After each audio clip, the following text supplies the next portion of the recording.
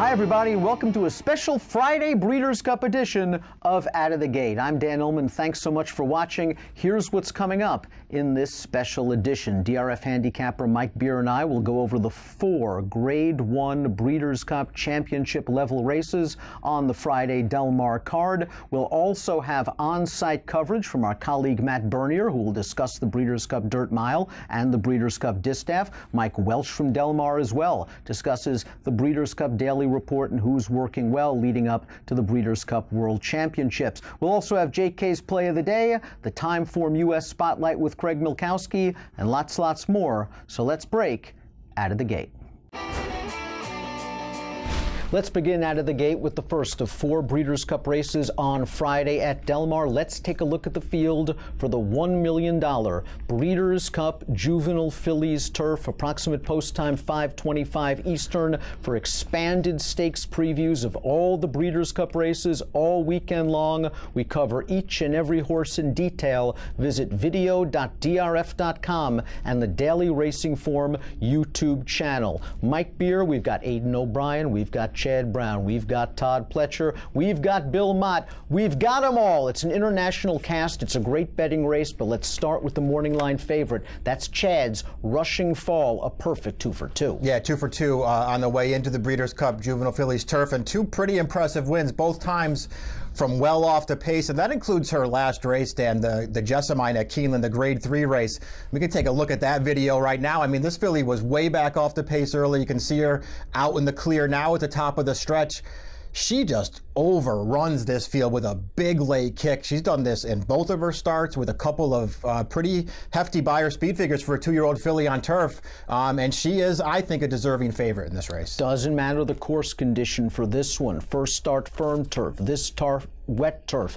Listen, he's got a lot of ability, but his late running style bothers me just a little bit, because if he falls back early, he's all of a sudden at the mercy of race and pace luck. Do you think, though, from what we've seen, and he's been very good from 2 starts, that he has such an edge over this field that he should go favored? I don't know how much of an edge she really has. I mean, I guess she's got a little bit of an edge on them. Certainly on speed figures she does, but I agree with you. I think the biggest concern for her at this point is she's probably facing some much tougher horses this time around. I mean, the Jessamine field that she beat, you know, let's be honest, it wasn't that great a field. And the other thing is she's got post 11 here, Dan. I mean, they almost have no choice but to take her back again, let her settle, and try and come around this field into this stretch and make one big run. We've seen her make 2 big runs already. Maybe she'll do it again. She's very good. There's no doubt about it, but you're going to go for a little bit of a price. First time Bill Mott for the powerful Team Valor entity. It's Capla Temptress. Yeah, Capla Temptress, a European import. She ran 3 times over in Europe. I thought that she actually ran really well in all 3 of those races. That includes the Group 3 Sweet Solera Stakes, where it felt like she just couldn't close any ground into a race that held together up front. She made her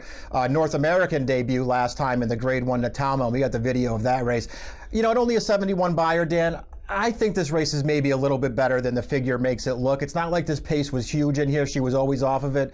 And you can just see Joel Rosario. I mean, he just kept her on cover forever in this race. It's a long stretch at Woodbine. You can do that. But once he produces her here, and it's pretty late in the game, they just passed the 8th pole right there. I like the way that she comes running here and closes this race down. To me, she's run well in all of her races. Probably a pretty good price in this race. Hoping she can get a good trip. That's a game Dixie Moon that she outfinished at the end of the Natalma. Dixie Moon came back to win the Cup and Saucer against males, Ontario breds, in her most recent start. And she's likely to be forwardly placed in the Breeders' Cup Juvenile Fillies Turf. How many times have we seen it in Southern California? The other Baffert. This time, I'm going with the other Brown, and that's significant form, who you made an out-of-the-gate horse watch after her career debut at Saratoga, where she finished first but caused all kinds of traffic issues and was disqualified. That didn't dissuade Chad from entering her as a maiden, second time out in the Miss Griot, and we're going to take a look at that race right now. Here she is, the gray. She's taking over the lead right now, and she is immediately confronted from the far outside by Best Performance and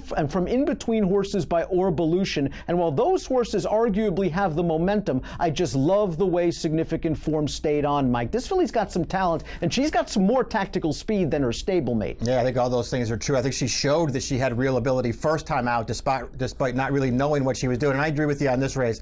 She really dug in gamely here when they came for her in the stretch, and they were never going by her. Mike's going with Capla Temptress for Bill Mott. I'm going to go with significant form in the Breeders' Cup Juvenile Fillies Turf. We've got our colleague Matt Bernier at Del Mar all week long. He's got a take on the Breeders' Cup Dirt Mile. Let's go to Matt.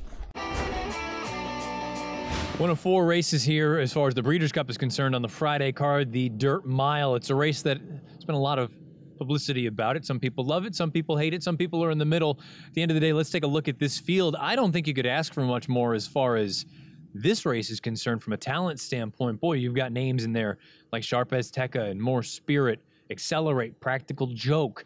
You name it, they're in here. You've got all the big boys. I don't think you could ask for much more. Obviously, breaking into the first turn is going to be a little bit of a concern for those horses that are a little bit on the outside as far as the gate is concerned. But let's start off talking about the pace. Pace makes the race. Sharp Azteca, we're going to take a look at his most recent start. This is the Kelso up at Belmont Park. It was a tour de force. 112 Beyer speed figure. He goes on and absolutely puts the boots to this field. I'm not going to be surprised at all if you get something similar to this. Keep in mind, he is the speed nearest the rail. He's drawing from post position number 3. They have one job, one way to go. That's break, go right to the front, and hope that you can wire this field. The only sort of reservations I have about him is the fact that he was a little bit washy, and they needed to push on him a little bit in his workout earlier this week. I believe he got 5/8 of a mile and 58 and change, so the time looked good, but I didn't love how wet he looked, especially considering it was kind of a cool morning. It's not as though they've had a lot of heat here in Southern California over the past few days, so there's a little bit of a concern. He is the controlling speed. He has all the speed figures. If he runs his best race, he's going to be very, very difficult to beat. But one of his best races came in the Met Mile, and we have to talk about More Spirit. We can go back to the Metropolitan Handicap, and this is More Spirit going out there and drawing away from Sharp Azteca. Now, keep in mind, the problem that we have now for More Spirit is that was his last run. We haven't seen him since that race, and there were other races scheduled for him, whether it was the Whitney or the Woodward or anything else at Saratoga or here at Del Mar over the summer. But for one reason or another, he didn't get there. Bumps, bruises, whatever it may be. He comes into this race off of such a long layoff. He's had a number of gate drills leading into this. Something I don't love to see, but at the same time, we know his best race is certainly capable of winning. I'm going to be honest, he is the one horse in this race of the short contenders that if he wins, I lose. I am throwing him out. He will be just completely omitted from any of my plays on Friday afternoon.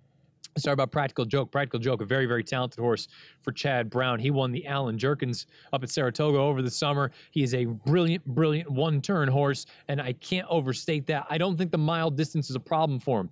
I do think he's a little bit better going one turn as opposed to 2 turns, and the proof is in the pudding. He is 5 for 10 lifetime. He is 5 for 5 going 1 turn. He's 0 for 5 when he goes 2 turns. Some of those distances were certainly too far, like the Kentucky Derby or even the Bluegrass. But he's run it mile and a 16th races going 2 turns, and he just doesn't have that same sort of pop. I wonder, 2 turns, outside post, maybe that is to the detriment of Practical Joke. My pick in this race in the Breeders' Cup Dirt Mile is Accelerate. I think Accelerate, look, he loves the home cooking here at Del Mar. He's won a number of races. He's 3 for 4. He's done really nothing wrong here at Del Mar. And I think a lot of people want to go back and say, oh, well, he was no match for Arrowgate and he was no match for Collected. Listen to that statement. He was no match for Arrowgate and no match for Collected. They're going to be 2 of the top 3 choices in the Breeders' Cup Classic. The other thing to keep in mind about Accelerate, the distance. This mile hits him between the eyes. Don't think he wanted any part of that 10 furlongs in the Pacific Classic in August. Getting back to this mile trip, I think, should work beautifully. Expect him to be forwardly placed, possibly pressing the likes of Sharp Azteca and More Spirit throughout. I look for Accelerate to try to make his bid, rounding the far turn and turning for home. I think Accelerate gets the job done in the Breeders' Cup Dirt Mile. Let's take a look at the field for the Breeders' Cup Dirt Mile. $1 million is the purse. Of course, it's a 2-turn affair at Del Mar, a field of 10. For expanded stakes previews of all the Breeders' Cup races all weekend long, head on over to video.drf.com or the Daily Racing Form YouTube channel, where we cover each horse in great depth. The speed in this race, Mike Beer, I think there's no doubt that it's Sharp Azteca, who is just so unlucky in Dubai earlier this year in the Godolphin Mile, where he was battling out on a fast pace throughout, and he paid the price. He then caught More Spirit in the Metropolitan Handicap when that horse freaked. Since then, he's been perfect. Yeah, he's won each of his 2 starts since then, and you know, both times I felt like, you know, against maybe some overmatched competition, and both times where he just was able to really control things. Even when he didn't have the lead in that Monmouth Cup early, he just controlled that pace from the outside. And his most recent start, the Kelso, we can can take a look at that right now. Big 112 buyer speed figure, Dan, but this is another race.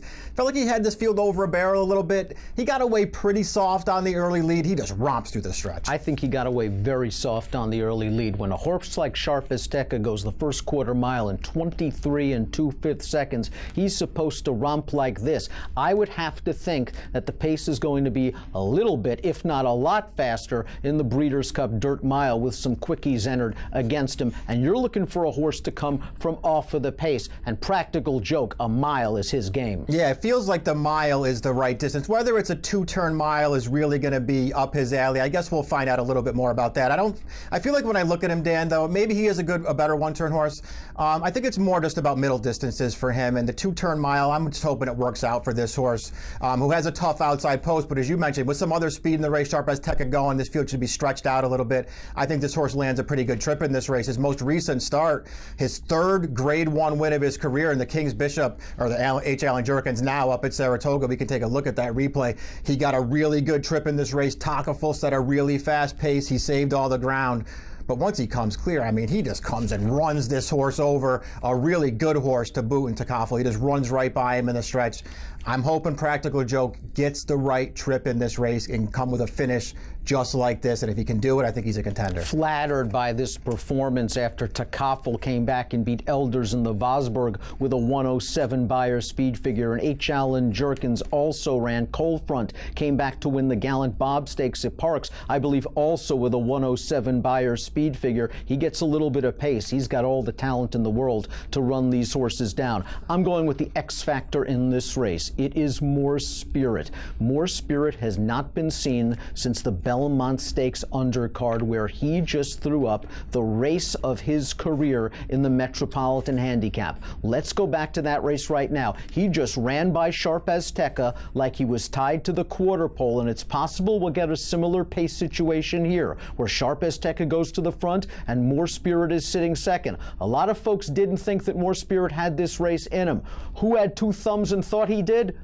This guy right here. I liked More Spirit coming into this race. I've always liked this horse. He was a Grade 1 stakes winner at 2. He never really achieved his potential at 3. Kind of a lazy horse, if you will. He's run some big races at 4, but Mike Beer, you've got to be concerned about this layoff. Yeah, I mean, to me, as the favorite in this race, and it's not like it's some kind of soft dirt mile, which sometimes we can get. You got to be at least a little concerned about where he's been for the last, 140 plus days since that Met Mile.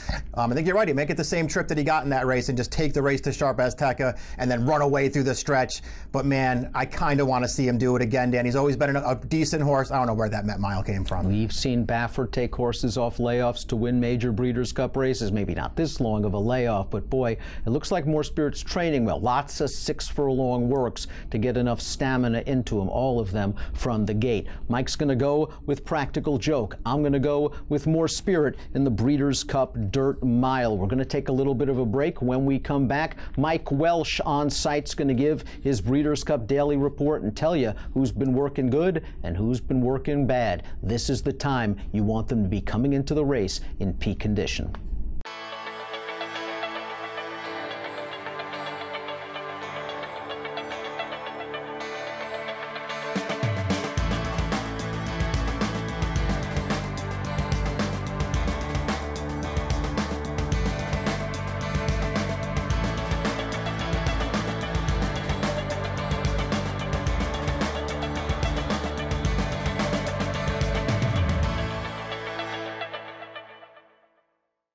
NyraBets is the best play in online horse racing and betting.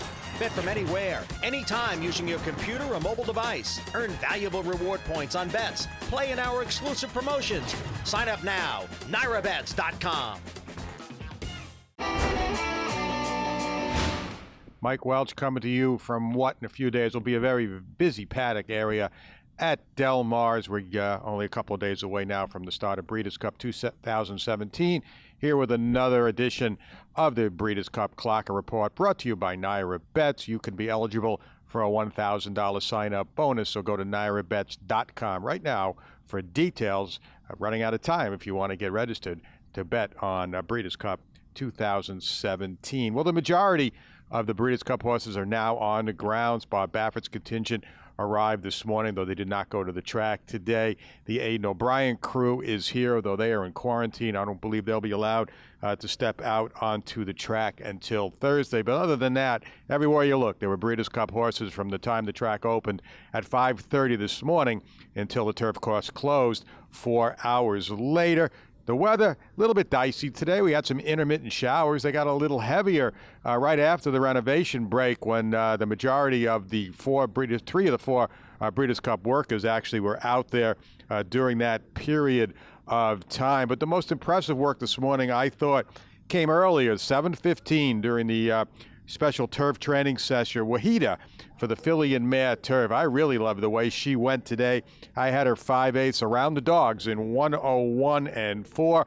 The one thing she did that a lot of the Europeans don't do, she switched over to her right lead right on cue at the top of the stretch and finished strongly under a little bit of pressure. Her ears up. She looked good. She galloped out well. She's going to race on Lasix for the first time in the filly and mare turf. She is a Group 1 winner. She's going to fly under the radar in that loaded field, but Wahida certainly made a very favorable impression today. The three workers after the break, two of them certainly in maintenance mode. Roy H. for the sprint. Kent DeSormo was aboard for trainer Peter Miller. They wanted to make sure he didn't do too much. He still got the bullet work, 36 and 3 on my watch, even though Kent DeSormo took him out almost to the middle of the racetrack, turning into the stretch, had him under a big hole throughout. He still came home 23 and 4, ears pricked. A good last move for Roy H., who comes into the sprint with 4 wins and 5 starts this year and one of the favorites in that event. For the filly and mare sprint, Highway Star in from New York. She too was just out to stretch her legs today. Jockey Angel Arroyo had her well in hand from the time he left the pony. She broke off, went the first 8th in just under 14, wound up going 3 furlongs in 38 and 2. She also had her ears up, looked happy as she went through the wire. The last Breeders' Cup worker this morning, a little bit surprising, was Nezwa, who, like Wahida, will run in the filly and mare turf, but she worked on the dirt today. She went 5 furlongs in 101 and 4. I had her 23 and 4 for her last quarter mile. She finished up on her left lead. Like I said, a lot of the Euros will do that, but she was okay out there today, had good energy at the wire. Wahida was one of about a half dozen European horses that went out during that 7:15 turf break, and among the others out there with her were Ulysses, who's going to be, or is the morning line favorite anyway, for the turf, home of the Brave. Both of them got a little hot this morning, but maybe not anything. And it was a little bit chilly, 63, 64, the temperature at the time. But some of the Euros will do that, especially on their first visit or two as they get acquainted to the local surroundings. We'll keep an eye on them, but maybe nothing to be concerned about. Queen's Trust, who's defending filly and mare champion, who will face off with Lady Eli again today, over the weekend. She was also out at that time and looked well. She had just an easy gallop around the course. Speaking of Lady Eli, the entire Chad Brown contingent sure looked like they came out of their last works and that long cross-country trip from New York in good order. They were all out, or the majority of them anyway, out to really stretch their legs today. They all gallop strongly on a regular basis, and that was no different this morning. Among those that really caught my eye, Beach Patrol, Grand Jeté, Fanciful Angel, who was always on the muscle. He was really pulling his rider as he came down the stretch this morning. Voter Control looked good. And, of course, Lady Eli, she came out with her pony, with Cherie Devereaux aboard, and she was full of energy when she broke away from the pony, but quickly settled into a nice, relaxed stride and looked great again today. Paradise Woods, also really strong gallop this morning. Came out onto the track in draw reins, gave her rider all she could handle, galloping about 1 mile and 3/8. But the rider had her under control, neck bowed with those draw reins. She looked terrific, and I think she's sitting on a big effort in a very contentious Distaff field. Elate looked great again today. Catholic Cowboy looked great again today. Zilzal and Carrar were 2 of 3 French horses that came out kind of late over the main track, kind of canted from the wire around to the 3/8 pole, at which point the riders of Zilzal and Carrar both dropped their irons. They came out riding long. They dropped the iron shorter, and then let them really roll down the backstretch and into the stretch, open galloping. Zelzal especially, I had her going half a mile in a minute flat. That's a full 2-minute lick down the backstretch and into the stretch. So like I said, most of the major work is done here, but plenty of action tomorrow to report on, as we'll see the Bob Baffert horses on the track for the first time. Todd Pletcher horses were out there today for the first time. The Kentucky contingent was in today and got in some exercise over the track. Trainer Mark Cassey was out there with his horses all galloping, including World Approval, who had an easy morning but looked good out on the racetrack. So, again, only a couple of days to go. We're getting closer and closer. We're going to have all the remaining reports and maybe a little wrap-up or two on what we've seen here so far for both the first and second days of Breeders' Cup 2017 later in the week. So stay right here at DRF.com for the best coverage anywhere of this year's Breeders' Cup. Hey everybody, welcome to JK's Play of the Day. It's Breeders' Cup week. It's kind of like Christmas Eve. So we're going to start on Friday, the first day of the Breeders' Cup. We're going to play a pick 4, starting in race 6 with the first Breeders' Cup race of 2017, the Juvenile Fillies Turf. And I'm going to just give you A horses for these selections. You can tune into the podcast. Pete Fornatella and I will also be doing a webinar handicapping session on Friday morning to talk a little bit more in depth about these races and some B horses that we'll be using. But for this show, we're going to just talk about the A horses. And that first race, my A horses are going to be the 2, the 8, and the 11. The 2, Happily. I think we always want to consider these European horses when they're coming over. Happily is one that I think is probably the most likely winner of the bunch. September I considered as well, but Happily is where I ultimately ended up as the Euro that I was going to use here. I'm also going to use the 8, Significant Form. The horse broke its maiden, or almost broke its maiden at Saratoga with a very impressive run, and then came back and ran really, really big in the Miss Grillo out at Belmont. Was kind of always in control in that race. If you watch that race down the stretch, Significant Form was confidently ridden, and when asked, she kind of exploded and held off a couple of these other horses. And then my top pick in here is Rushing Fall, the 11 horse for Chad Brown. That one broke its maiden at 9-5 at Belmont, and then shows up at Keeneland and made an impressive run with a ton of finish left there. With these 2-year-old horses with that short run into the first turn, I'd expect a little bit of pace in here for Rushing Fall to close into, and it's Chad Brown, and we know what Chad can do on the turf here in America. So my A horses in the first leg are going to be the 2, the 8, and the 11. Moving on to the Breeders' Cup Dirt Mile, I'm going to use a single A horse here. I'm going to have some B opinions here, but my single A horse here is a horse that I've thought was super talented, and a horse that's been running huge figures all year long. I think he's going to really like the 2-turn mile, the configuration of California racing, and that's number 3, Sharp Azteca. I'm really against More Spirit. I'm not crazy about the fact that More Spirit's been off since the Met Mile. Now, there's a lot of races that horse could have participated in along the way. It's clear there was some type of an issue, and Bob Baffert can get one ready, so don't get me wrong. He's not a horse that I'm going to completely toss out of there, but I think a lot of people are going to lean on More Spirit. I'm going to be leaning on Sharp Azteca with that really impressive speed, maybe a little something like we saw from Golden Sense a few years back, really fast fractions and holding off the rest of the field. Moving on to race 8, my 2 A horses are going to be the 7, James Garfield, and the 8, Voting Control. James Garfield is an interesting one. It's hard with these Europeans. We don't really know exactly what their form means. We don't have a ton of pace figures on him and speed figures. Timeform US does kind of help us with that a little bit in terms of figures. One of the things I liked about James Garfield is his trainer was an assistant in the United States for a while. He understands American racing, knows what it takes to get a horse ready for that. James Garfield's also one going left-handed with a left-handed turn. I think he can do that here. And Voting Control, I thought Voting Control was best in the Pilgrim. If you take a look at the start of the Pilgrim, got kind of eliminated. And then when he comes for home, he stumbles a little bit in the stretch. He kind of takes a bad step and almost goes to his nose and carries on. And I think that horse is going to improve here a little bit.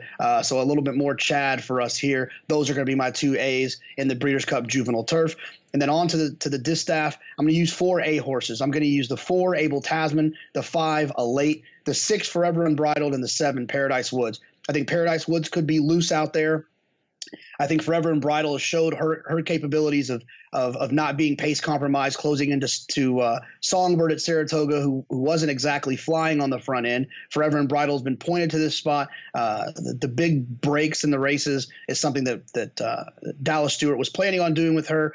Elate seems like she's really coming into this well. If you watch Elate's last race in the Beldame, I think it was super impressive how she got out behind that wall and just exploded. And about 4 jumps, she was well clear of the field and then got to ease down for the rest of the way. Abel Tasman's one that I think they're trying to figure out. I think that she's had some issues middle moving in her last 2 races.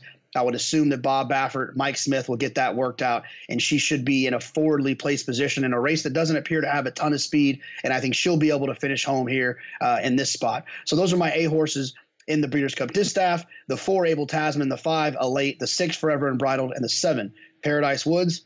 We'll see you on Saturday. Good luck.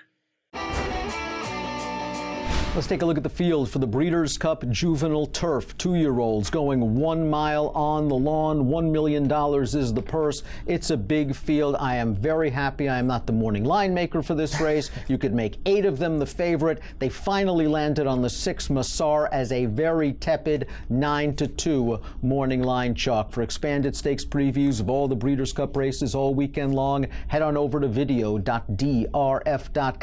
or the Daily Racing Form YouTube channel. We cover each horse in great depth. Let's begin with Massar, 9-2 on the morning line. This horse has international credentials. He's running some good races. But Mike, we're going to take a look at his most recent start in France, the Group 1 Prix Jean-Luc Lagardère, and he gets run down by a filly.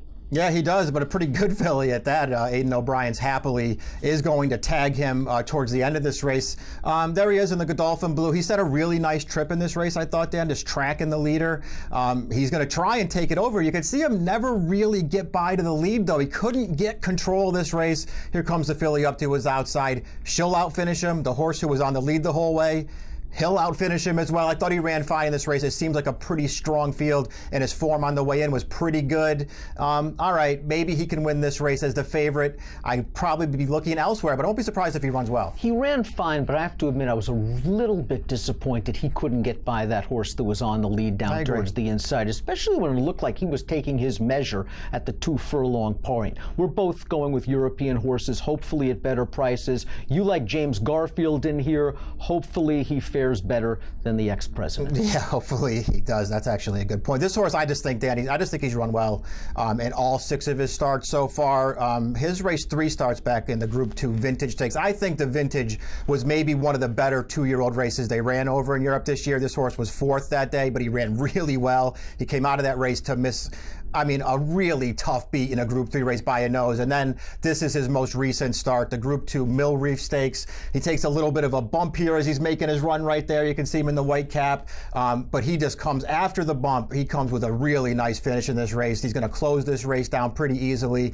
I like every horse this race has run in. I think the mile's going to be fine for him. And I think he's going to be a square price in this race. And I think he has a really good shot to win it. I love everything about that performance. He's a tough horse. You saw him take that bump. Then he was engaged in late stretch, and he kept on going. His young trainer has had a lot of experience with American racing, a former assistant to Eddie Keneally and Simon Callahan. I think James Garfield's coming up to this race the right way. I'm hoping that my horse Beckford in here can turn things around. This horse, I believe, is 8-1 on the morning line. He was the beaten favorite in his most recent start when he was in against U.S. Navy Flag, who probably would have been the favorite in this race if he opted for this spot instead of going to the dirt on Saturday in the Breeders' Cup Juvenile. Let's go back to Beckford's most recent run. That was the Middle Park Stakes, and we see he's sort of one-paced, easing to the far outside right now. He only finishes evenly, and I wonder if this sort of grinding style isn't really good for the 6 furlong distance that he was running in this spot. He is bred to be more of a sprinter.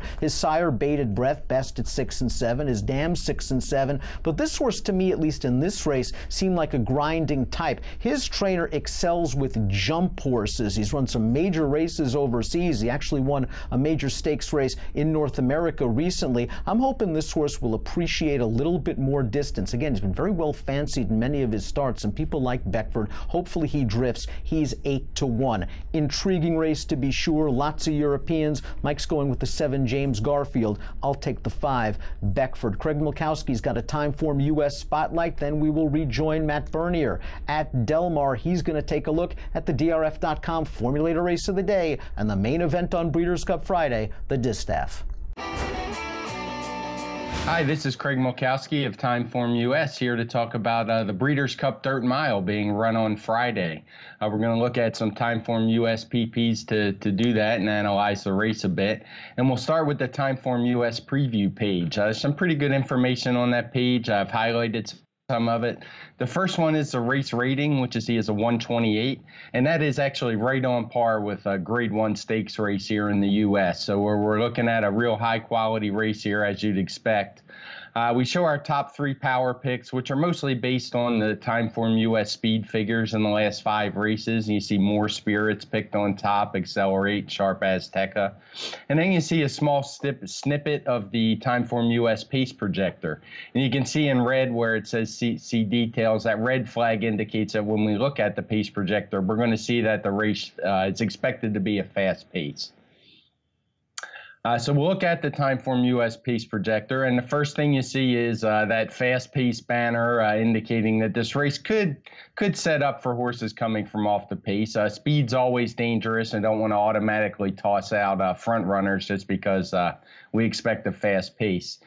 And you notice that the 4-horse has blinkers off. That 4-horse is Gato del Oro, the 3-year-old who last raced at Remington Park in the Oklahoma Derby. He's probably a bit over his head here, but it looks like maybe they're trying to get him back off the pace a little bit to relax. We show number 3, Sharp Azteca, right up front with the morning line favorite, More Spirit. So let's take a look at some of those horses individually. We'll start with More Spirit. And the thing that really sticks out with More Spirit to me is he hadn't raced since June 10th back at Belmont Park. It's 140-some days ago. It's quite a layoff. I seriously doubt we've had many Breeders' Cup races win a race off of this kind of layoff, if any. He definitely had some big races. He won his last, that Met Mile, million dollar plus, I believe, Met Mile on Belmont Stakes there, where he just romped. He sat right off a Sharp Azteca, ran a nice 127 Timeform US speed figure. And you'll note the fractions were in blue that day, which means they set a pretty slow pace compared to the final time. You see the final time figure was a 135. But we knocked that down a bit, penalized them to 127. We're basically saying both of those two had an easy trip. The next horse you want to look at is Accelerate. He's a horse I feel is a strong contender in here. He added blinkers 2 starts ago, and he just absolutely romped in the Grade 2 San Diego. That race is probably better known for the race Arrogate was beaten badly, didn't run very well at all off his Dubai start. But not to take away at all from Accelerate. He just went right to the front, blitzed the field. Nobody ever really challenged him, and he won with a nice 128 speed figure. He then stretched out a little bit more in the Pacific Classic, where he pressed the pace of the winner Collected. He sat right off of him. He actually challenged for the lead, turning for home, and then just kind of faded a little bit, wound up 3rd, beaten 4 lengths. But you actually see it was a very strong race. He improved his speed figure a bit, and Accelerate's one I really like in here. I think he's got a big shot. One I'm not so keen on is Sharp Azteca. He's definitely a solid horse, but the thing that really sticks out to me is he's just been running against lesser competition. The Kelso came up pretty weak. He beat Divining Rod, Tom's Ready, who are decent horses, but nobody confused them with Grade 1 types, I don't believe. The Monmouth Cup was a pretty weak race. You can see he was 1-5 in there. And the Met Mile, where he actually did run in a Grade 1, he set an easy lead and was just destroyed down the lane by More Spirit. He did hang on for 2nd.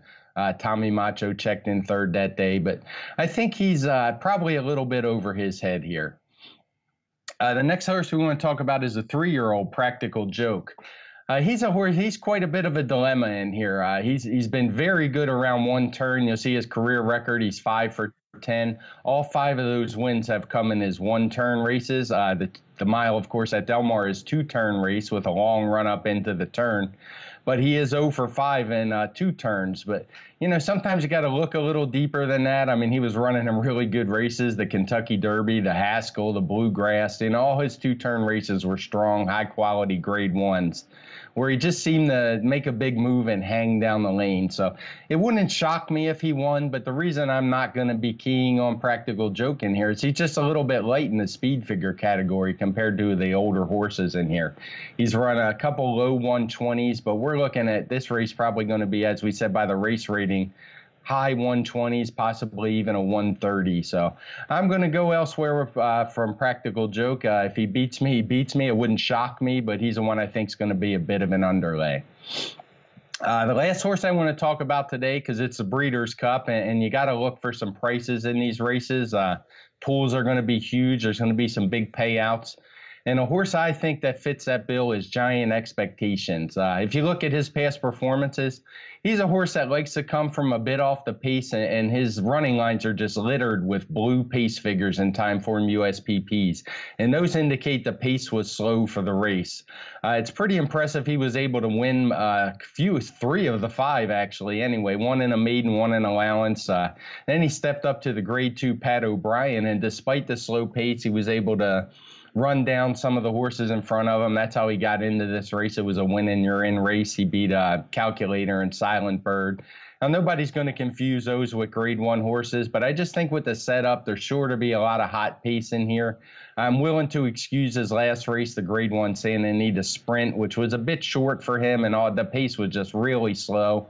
You see Roy H., who's one of the contenders in the sprint, later won the race pretty easily. So at the expected big price with Giant Expectations, I'm going to draw a line through him, and I'm going to try to get him into the horizontals and the vertical bets and see if we can make a score in here. So just to recap, I'm kind of going to key on Accelerate, maybe a little bit of More Spirit, and Giant Expectations in those spots with him. That wraps it up for the BC Dirt Mile. Let's send it out to Matt at Del Mar. The main event, Breeders' Cup Friday here at the Del Mar Thoroughbred Club, is the Breeders' Cup Distaff. It's for fillies and mares going a mile and an eighth. Let's take a look at this field. Not a big field, but you've got all the names that you could possibly ask for. You've got Stellar Wind, you've got Forever Unbridled, you've got Elate, Abel Tasman, Paradise Woods, you name it, they are here. This is going to be a fascinating race, if for no other reason than to take a look at the pace dynamics of this entire thing. Paradise Woods breaking toward the outside, Champagne Room drawing the number 1 post. Champagne Room, you assume she has one way to go. They're going to need to be aggressive and send her immediately to try to establish some position. The problem is, I don't think she's naturally as fast as Paradise Woods is. We're going to take a look. This is Paradise Woods' most recent start in the Zenyatta up at Santa Anita. Now, a lot of people have brought up the question, will she be able to handle the Del Mar main track? She's only tried it once, but it's worth noting she stumbled that day at the beginning. She was taken out of her element in amongst horses. That's not her ideal running style. I think Richard Mandela and Flavian Pratt, they know at this point her game is speed, speed, speed. Send her, and maybe you get a replica of the Zenyatta or a replica of the Santa Anita Oaks. As far as Stellar Wind is concerned, we haven't seen her since the run here in July. I believe that was in the Hirsch. She loves Del Mar. There is no denying that. This distance, a mile and an eighth, not going to be a problem for her. A couple things, though, that's worth noting. John Sadler yet to win a Breeders' Cup race in his career. I believe the number is just shy of 0 for 40. That doesn't mean that he's completely lost in these situations. It's worth noting many of those runners were north of 30 and 40 to 1. Stellar Wind has every opportunity and every right to win in this spot. Don't necessarily love her breaking from the inside. Victor Espinoza is certainly going to need to be aggressive, get her into the bit a little bit early on, and try to push the pace early because you don't want to let those other fillies run away from her too early. Elate, she looks like she's finally coming into her own for Bill Mott. She looked so promising as a 2-year-old, breaking her maiden non-debut at Aqueduct last year. Took her a little while to put things together, but when she finally did, boy, she has burst onto the scene. Her most recent run was in the Beldame at Belmont Park. We're taking a look at that. Obviously, she was a little bit, let's say, towering over the field as far as class is concerned, but it is worth noting Eskin for Money came back to win the Turnback the Alarm last weekend at Belmont. Elate is going to need to step up from a buyer speed figure standpoint, but boy, you just look at the way that she's coming into this. It sounds like in the mornings Mike Welsh and company have looked at her. She looks like she's just an absolute beacon of health. It wouldn't be a surprise at all if she was going to be the one to jump up and take down the big girls. Abel Tasman, we have to talk briefly about the Kentucky Oaks winner. Obviously, her credentials, they speak for themselves. The Oaks, the Acorn, the Coaching Club American Oaks, you name it, she's done it. I'm a little bit concerned, though. I don't know that she's necessarily taken a step forward. In her 2 most recent starts, she's gotten a little bit keen, a little bit headstrong early on. Mike Smith let her run. I don't think that running style is going to work in a race like this against the best of the best. When it comes down to it, pick time, for me, I kind of look at it and say pace makes the race. I think the fastest horse in this race is Paradise Woods. I think you've got one way to go, Flavian. Break, send her to the front, go on and say, come and catch me if you can. For me, it's Paradise Woods over Stellar Wind in the Distaff on Friday. Let's throw up the field for the DRF.com Formulator Race of the Day for Friday. Of course, it's the Breeders' Cup Distaff. $2 million is the purse for fillies and mares going a mile and an eighth. For free Formulator past performances, head on over to the Race of the Day event page on DRF.com for expanded stakes previews of races like the Distaff. Visit video.drf.com or the Daily Racing Form YouTube channel. Mike Beer, we have a field of 8. The number 2 Stellar Wind comes into this race off a 3-month break.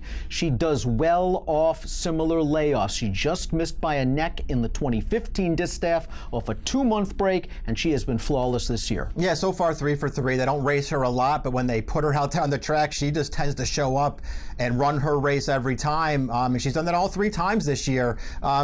You know, beating the same horse in her last couple of races. The Clement Hirsch is her most recent race. We can take a look at that replay right now. And she just sort of matched up there on the pace with Val d'Ori the entire way. To me, it's just one of those situations, Dan, where it's close at the end. She doesn't really put it away, but you always knew she was going to win this race. She's just a better horse than Val d'Ori is. Stellar Wind's a very good horse. She's been a very good horse for a long time. I have no problem with her being the favorite in the Distaff on Friday. On the other hand, I'm not so sure that she has such a big edge on this field. This is a good field of Distaffers. I'm not sure how much of an edge she really has here. She is a very talented horse, but you're absolutely right. There are a lot of other ones that you could make a strong case for. You tried to make a strong case for Forever Unbridled in last year's Distaff. She ran great. She just happened to run into Beholder and Songbird. You're going back to her this year. She's the one horse, other than Champagne Room, really, that's run less than Stellar Wind this year. Yeah, they just, for some reason, they didn't get her on the track almost at all this year. They got 2 starts into her. I'm hoping that the 2 starts that they've made with her are going to be enough. And again, this is a very tough Distaff field, but she's another one. She's been a good horse for a long time. The mile and an eighth, I think, is a good distance for her. And in her last race, now listen, we're going to take a look at the Personal Ensign right now, Grade 1 race in Saratoga. I know Songbird isn't the Songbird that everybody sort of knows and loves. It felt like she had lost a couple of steps this year.